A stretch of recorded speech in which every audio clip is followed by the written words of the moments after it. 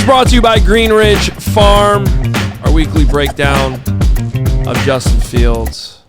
Carm already lit into him. I mean, I gotta be paying more attention. This is coming. I got nothing left.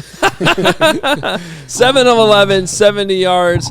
The one interception at the end, 3 sacks. That cost him 22 yards, and then in the rushing category, didn't hit the over on that one, guys. Yeah, ended up 8 carries only for 20. 8 carries too. I would have bet the house that he would have gotten there on 8 carries. I think the biggest thing that we saw was something he did last year, right? Hold on to the ball too long, right? Towards the games he did well last year, right? You look at that Pittsburgh Steelers game early on in the Detroit Lions game at home. He got the ball out quick. He had that internal clock. And you thought with Getsy coming here, you know, coaching Rodgers and the Packers, they always have that drill in practice where they have the air horn going out to get the ball out quicker, right? So if he's dropping back there, his first read's there, his second read's not there, you either got to throw it away, scramble out of bounds. You can't do that. He held onto the ball too long and took bad sacks out there. Right. The flea flicker, you know, he didn't go. Obviously, they're looking to go deeper downfield. He takes the throw that was there to St. Brown. That's like, okay, that's a positive. But then, you know, in the second half, I mean, it was highlighted. We talked about it as the game was going on.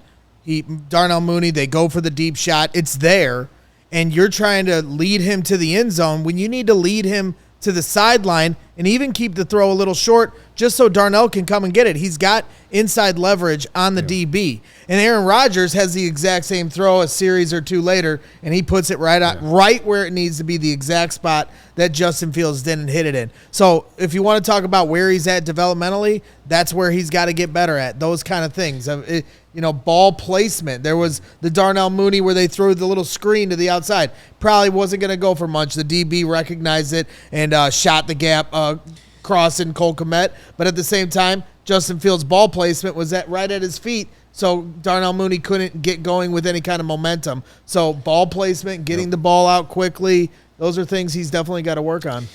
Yeah, the holding on to the ball thing definitely still stands out. Not seeing enough improvement with that to this point. It may click. It may take time. He's still a guy that is very inexperienced, but, you know, it's almost like the chicken or the egg type argument here, because it's like they only have him throw 11 times. Like, do they can't not get in a rhythm? Yeah, they not trust him? How's he supposed to get in a rhythm? Who's he throwing to? You know, I keep going back to Carm. How you mentioned this off the top of the show. You also mentioned it off the top of the season. How this season's all about Justin Fields. Well, 2 games into it, I feel like we have no answers. Like we keep checking off games here, and you're waiting for answers, and that's the part that just.